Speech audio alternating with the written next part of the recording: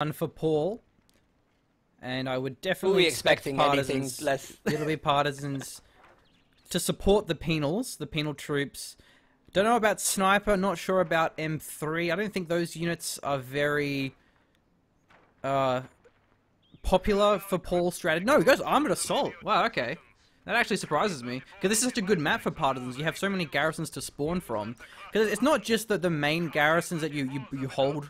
It's also all those little shacks, all those small houses around the map that you can spawn partisans from, which you normally don't think about because they're not worth holding. They don't have enough windows to stay in, or they only have one door, so they're hard to go in, or they're just weak, they're wooden, so they die very quickly. But when it comes to spawning infiltration units, you have to bear in mind every single house is a threat, apart from the ones that are destroyed, and there's actually a few of them on this map.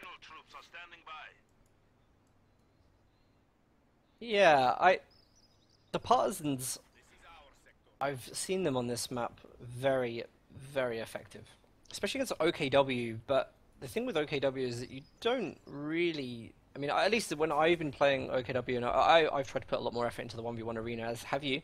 Do you know what I mean? Just to make sure that we're always tip-top up with current meta and things like that. And actually, you know, like I see a lot less of light vehicles now from OKW. I see a lot less options for things like the partisan tank hunters to pop out and do intense damage. You know, so in one sense, like I kind of think for what Armored Assault gives you in the late game, which is like some really good air support, you know, possibility in an IS-2, and if you can have a good early game with the Tier 1, which I expect we're going to see, you know, then possibly good Tier 4 with that as well. I think that's really strong. You know, Partisans doesn't have that late game vehicle, which Paula may need later on. Even the crew repair is a really strong ability in the late game. If you have a munitions float, you can keep your tanks on the field for much longer than normal. So nice to have that. Pretty good engagement though thus far from Jove. The Penal's getting a fair bit of damage behind the heavy cover now.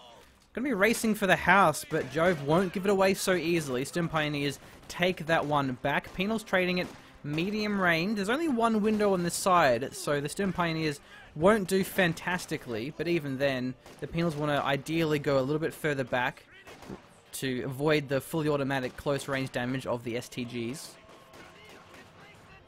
I mean, Paula lost a lot of health in that engagement. Penal Battalion's on the left side.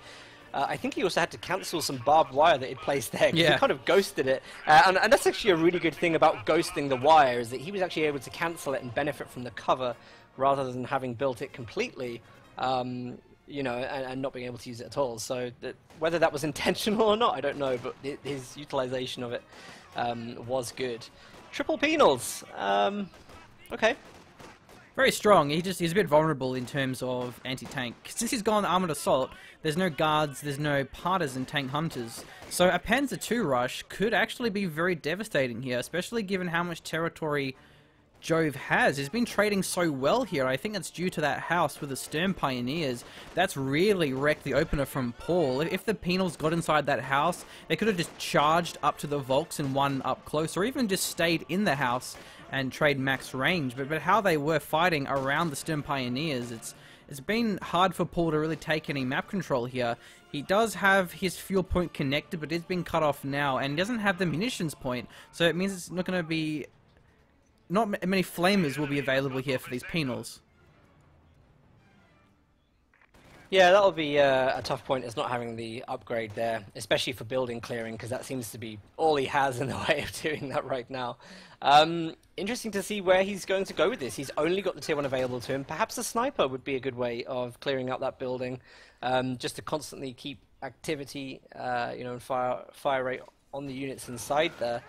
It looks like he will get some control over the left again. He doesn't seem to be paying too much attention to Jove's, you know, really far up the map tactics. In fact, he is going to connect his territory and link up with a VP as well. So, what is a rough early game? I think, you know, Paula knows how to deal with this kind of thing.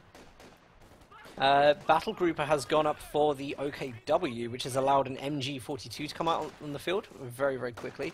And that's a really good, I think, decision against this triple Penal Battalion build, because he's going to be able to push up far with the Volksgrenadiers, and also just have that great suppressive power from the MG. Oh, he's got the STG upgrades. Bleeding so much manpower on these Penals.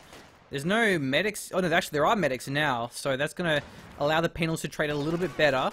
MG34, yeah, it's a great counter to the penals. However, you have to be careful when the penals get vet too. They can Ura with the flamers and do a lot of damage to the MG. Even if they throw a satchel down, then you can wipe support weapons that way pretty effectively. So it will be the flak half track. I love this from Jove. This works very well for the same reason that the Panzer II does. There's a lack of anti-tank.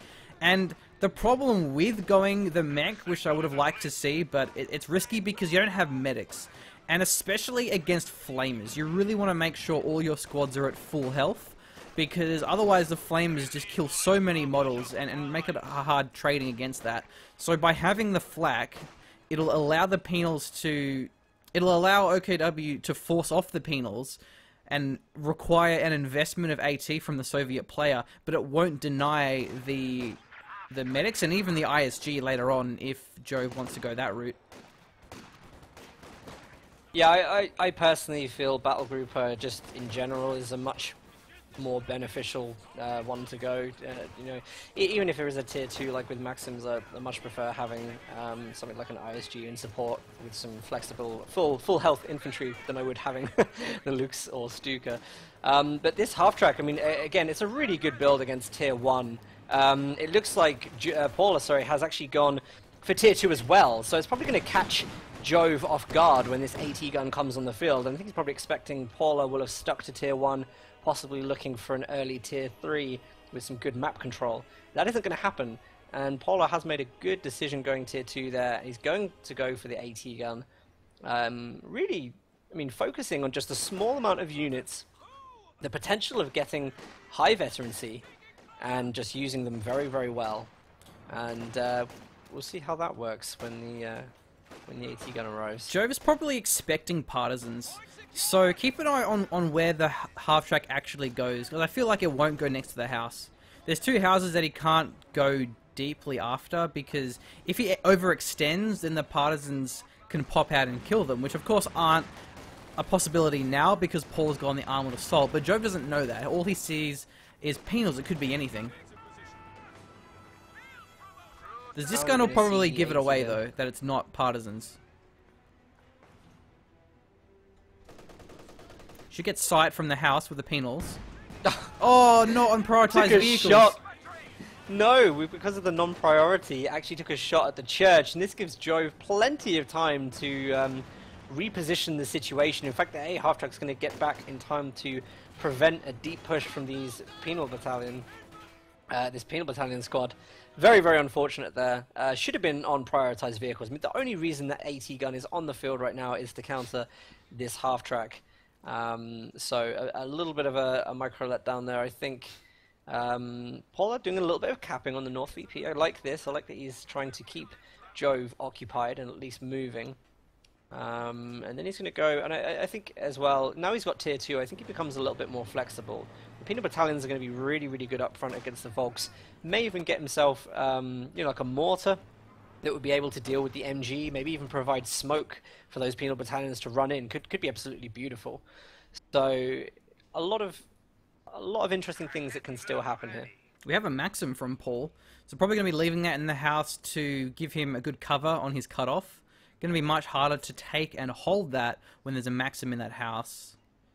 But other than that, the VP situation's really good for Jove. It's 500 to the 362 of Paul, doing so well as the OKW, who people generally assume isn't a very strong faction, especially against Soviets, and Jove is showing that it's very, very powerful. This gun actually getting decrewed as well, so even more manpower bleed. That's going to allow the flak half track to be more aggressive, but it'll probably be recaptured by the penals. Yeah, they're going to have to go for a recap on that soon, because of course the A half track is looming around, and there isn't really anything else that is going to be able to help deal with this on the field. Not even conscripts, you know, like nothing like that.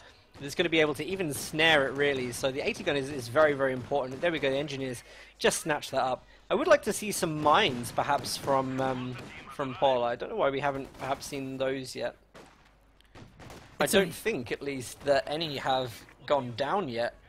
I don't see any, yeah. It's a very No, no, munitions-heavy mines. playstyle, the penals. You want to have 3 flamers, so it's already 180 munitions for all those flamers. So when you have mines on top of that, it can be quite expensive, but definitely worth getting the mines if you can. We actually have a shoe mine here for Jove of the South VP. Maybe there's some more around the map, but that's all I can actually see. It's the only one that I've seen at the moment. And again, like the same thing as the Flamers, all STGs upgraded, plus the support package for the Stern Pioneers. That's pretty good. I mean, look at this though. Jove already going for his next tier structure. So he's having a really, really good game at this point. Yeah. Volk's still trading well against the penals. Without the flamers, the penals aren't as strong. It's also been really impressive how Jove has pretty much always found the 2v1 engagements. The penals will generally win the 1v1, so if you can force the penals in a position where they have to trade against 2 squads of Volks, then that's obviously when you'll have a good situation there, especially the Volks able to win the long range with the STGs. It's easy to disengage. If it looks bad for the Volks, they can then disengage and then engage back in. They don't have to charge up close like you would with riflemen or conscripts, where you want to get up close if you can. I just, whilst these Volks Grenadiers get pushed away, I just want to address something that I've seen a couple of times in chat. For those people that don't know how observer mode works, the host is always 2 seconds ahead of the other person he's connected to. So it's not purely in sync. You will notice, yes, sometimes GG a little bit behind on things that are actually happening on the screen. Not a problem though, because when it's the host, you know, the person who's on second, you're never going to be ahead of the action making spoilers. So it is something that is part of observer mode, and that's just how it is. The other solution is you can try and sync it manually, but that's just too much effort and always ends up desyncing even worse. So it's much easier and stress-free to just roll with it. As we are seeing Jove roll around with a flak half-track. It's only on 0 kills, but I still think it's done a lot of work in terms of forcing the penals away. They've had to retreat quite frequently when they've been capping a point and just haven't been able to secure the cap. Right now, for example, can't cap the munitions point. No, I mean, that's good. The use of the air half-track is really good. The way that he's been picking his places to go on the map is just, like, really, really good, because it's creating so much pressure. And the nice thing, though, I think it's going to work in Paul's favor eventually, because at the moment he's just bouncing around with some infantry units. He's going for, like, triple caps as well. He's got units all over the map at the moment, microing them everywhere. Oh, something's just happened with my... Oh, okay, that's AVG. Okay. 1 second. And we're back in. Yeah, his units are going everywhere. So what's going to be really nice is when this tier 3 goes up, and if the AA half-track is, of course, caught out of position, moving left to right the way that it has done, then maybe it's going to be a really good opportunity for Paula to catch out the AA half-track like that. So it could work really well. This is a very risk-reward spot for the Panzer headquarters. Where it is, it covers the VP, it covers the cutoff, so it gives a lot of protection. However, it is pretty exposed. It can easily be taken out by 2 AT guns, whether it's through the middle of the map near the VP, or if it's actually slightly north of the church, or even near the munitions point. So Jove has to make sure he doesn't get mass retreated, because then the Zis guns can force him off, especially if we have Paul pull out a T-34 or an Su-85. So, as always, the Panzer headquarters, it's a very hard decision. You have to be confident that you have good map control and that you can hold the map control if you put it in such a risky position like that. But if you do, it's going to be much harder for your opponent to take that middle VP.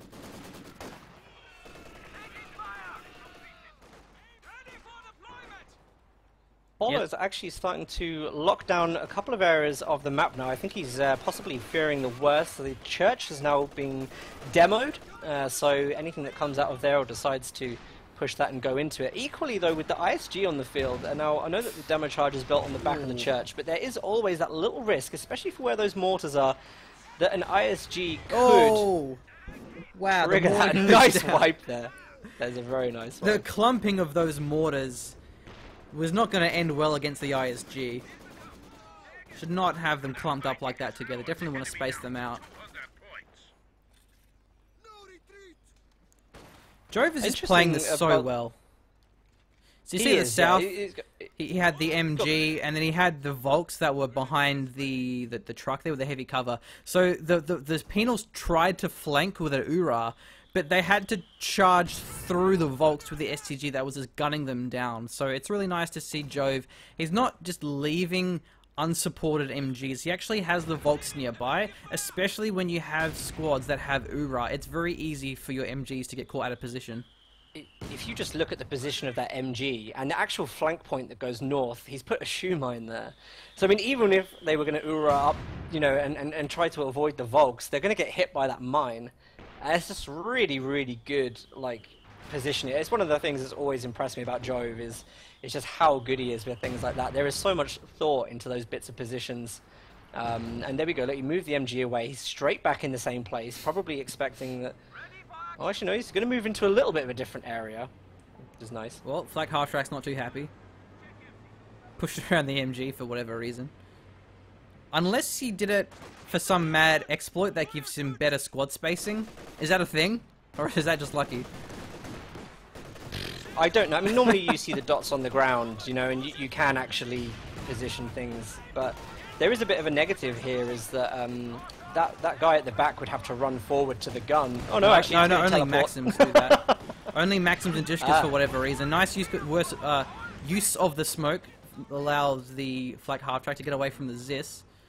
So still a triple cap on. Paul, 120 VPs left. Jove hasn't lost a single VP. This could be a clean sweep. I mean, that would be absolutely devastating if he can clear this game 500. I mean, it's a guaranteed faction selection if it does go to a game 3, and you know, it's just absolutely devastating for Paula as well. He has to go into game 2 as Axis, which typically people believe to be on the back foot at the moment. It's going to be very, very difficult. But, you know, it's early days. We just saw what Barton did. You know, Barton came back from a situation that was invariably worse than this. So, you know, maybe Paula has it in him. Double mortars, not sure if this has really worked for him. The ISG has been a really good counter to this, and I have to say that Joe's been using that very well. But I haven't really seen these mortars pick any, you know, specific targets at the moment that I'm impressed with. They just seem to be firing randomly on the field almost, and not really doing anything significant. So we do have the Obers here for Jove. Looks like he's going for a Panther rather than a Panzer IV. He has the resources, almost. A nice one to ran out his composition as well. He has 72 pop cap here, so he can still afford the Panther even after getting his Obers. So it's a nice mix. He has infantry, he has MGs, he has a Raketten. I mean, maybe he doesn't have enough AT, because Paul didn't actually go for a light vehicle, only just now getting his tier 3. So probably a big mistake here for Paul is that he didn't go for a T70, didn't make any attempt for the light vehicle plays, which is generally so important at forcing away Axis squads, even wiping them very effectively with how much damage and AoE the T70 has. I absolutely love this play from Jove. He's trying to cut off the Maxim on retreat there, and you can see him constantly bouncing the Minesweeper upgrade on and off as he's running. And it's just really, really nice. You know, if he's anywhere maneuvering that he isn't sure of, Minesweeper's on, and then trying to cut off, switches it off, tries to get that extra bit of damage on the Maxim to try and clear the squad. Although now we've got what I think is a counter push from Paula, but it's instantly negated by the tier 4. He has, however, spotted some mines that are laying in the center of the map, so he's going to have to be a little bit careful now. How he decides to minesweep this, whether it's with mortar fire, that seems to be what he's doing at the moment, it is very difficult. But just have a look what we've got in the build order. T70 19-minute T70. That awkward moment when your opponent almost has a Panther before your T70. I just don't understand why Paul got the T70 this late. Maybe he was thinking he could actually just go for an IS-2 straight away, but then realized that no, he didn't have the command points for it. Maybe he wanted to go for a T-3485, but then realized it would have taken too long. I don't know what his thought process is. With the T-70, he could get some nice wipes now. He could definitely get the MG. Maybe the Zis barrage was not actually a good idea because it scared away. Oh, the T-70 hit the mine. Oh, well, never mind. Very cheeky. Well, it smells of desperation now, but Paul is trying to attack 2 VPs at the moment. going for the wipes there. Needs to focus on actually getting this. We're coming down to 10 VPs now within 20 minutes. This is... You probably neutralize it, though. It's absolutely brutal. I don't think I've ever seen Jove brutalize a player like this before in the first round of an opener tournament. I think he'll probably survive this. With 1 VP, maybe. 2, yeah, he survives. 2 VPs. And actually, no, Jove may lose his perfect sweep. That'd be sad. Aww. Well, not yet. He hasn't gone for the cap South's yet. been captured. He will get a couple of points off. But the North VP flanking with Obers and the MG34 suppressing the Maxim there. So definitely going to be the end of the game here. But at least a bit of a confidence boost for Paul. Not quite the perfect 500-0. Actually, no, T70 the North. So Paul's putting up a pretty fierce fight. He has the Maxim nearby as well. At the south is going to be a Panther. Has the Pintle, so it can force away the combat engineers. And Paul, he's not that far off getting his IS-2, so maybe if he can hold the south VP, the north's pretty easy with the T-70. Well, no, it's actually rotating down to the south, so maybe he will lose the north. Yeah.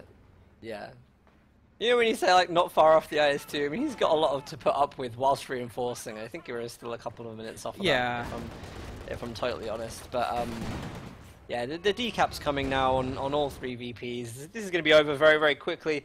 What a first game by Jove, though. I think a lot of people are probably going to want to download this replay and just see... I would recommend for people to do that if they're struggling with OKW. It's really nice to see in tournaments when 2 players who are top players and one of them can stomp like this with a faction that is in some ways widely regarded as being underpowered at the moment. And, you know, there's some of those really strong points there. The Stern Pioneer rush at the start, you know, rushing to a focal point on the map where he could just really, really distract Paul as tier 1 build, prevent that from kind of getting into a situation where he had map control and was getting a quick tier 3. Like, he put such a stop to that. It was absolutely beautiful. Everything up to the teching, the order in which he managed to get the STGs up so fast. STGs out before Flamers. Like, all of these... Really, he was just so far ahead in tech, and it's going to be a great replay there.